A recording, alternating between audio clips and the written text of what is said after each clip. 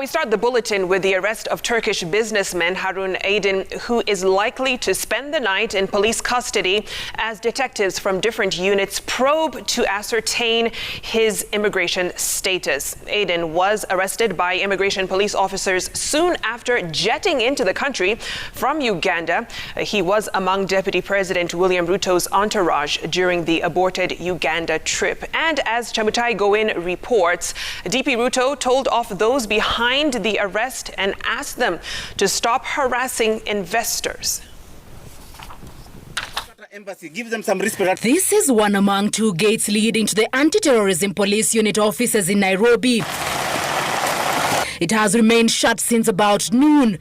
This is where the Turkish businessman Harun Aydin was arrested around 11:30 a.m. after jetting into Wilson Airport from Uganda is being held.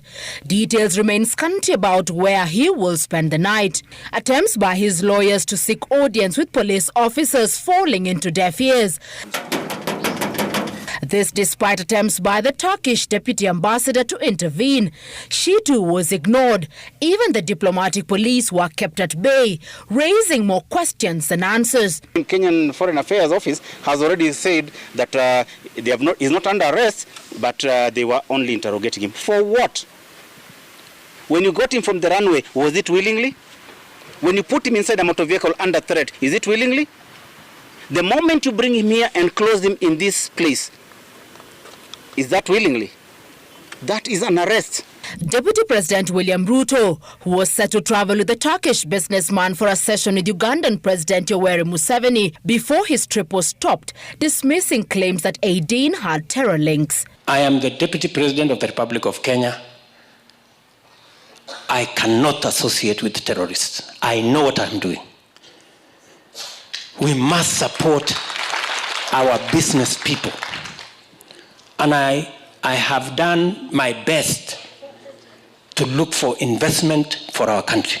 Sources indicate that Aydin has travelled into the country on 2 occasions. His passport, however, did not have the entry stamp on both occasions. Police now seeking to ascertain his immigration status and why he would enter and exit the country unprocedurally. The gentleman inside cannot speak proper English. You want to interrogate him? Interrogate him for what? How do you explain to him you want to interrogate him?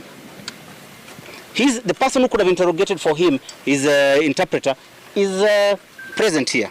Why didn't they even allow him inside there so that the person can at least know why he's being held? While warning that the officers' actions to detain the Turkish national without proper explanation would fuel a diplomatic tiff between the two countries, a Ugandan businessman who had flown alongside Aydin from Uganda blamed political wars in Kenya for the unfortunate incident. They are going to say that they want to release him. They will only rush him to the airport and say he's a persona non grata. Mark my words. They'll stamp his passport and say he's a persona non grata. That will come. It will come to pass. They will not let him. And you'll have broken diplomatic connections. You'll have embarrassed the person. You'll have thrown him out of a country without his due rights. You'll have broken his constitutional right. We are totally, can I say, a malicious country. You want to destroy our country merely because you're fighting your political wars. Why don't you direct the political wars you have to the right people? Leave our businessmen alone. If you wish to leave a voice message, then please do so after the tone. Efforts to reach Inspector General of Police Hilary Mutyambai were futile as his phone remained switched off.